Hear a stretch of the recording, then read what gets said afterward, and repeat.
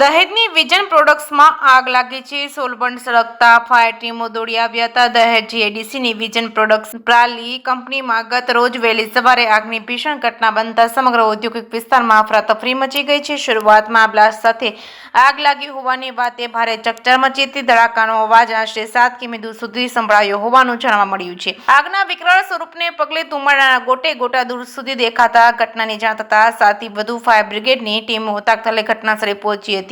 પાણી અને ફોમનો મારો ચલાવી આગને કાબૂમાં લેવાના યુદ્ધના ધોરણે કામગીરી હાથ ધરાઈ હતી. આગ એટલી વિકરાળ હતી કે શરૂઆતમાં સમગ્ર પ્લાન્ટ આગની લપેટમાં આવ્યો હોવાનું દ્રશ્ય સર્જાયું છે.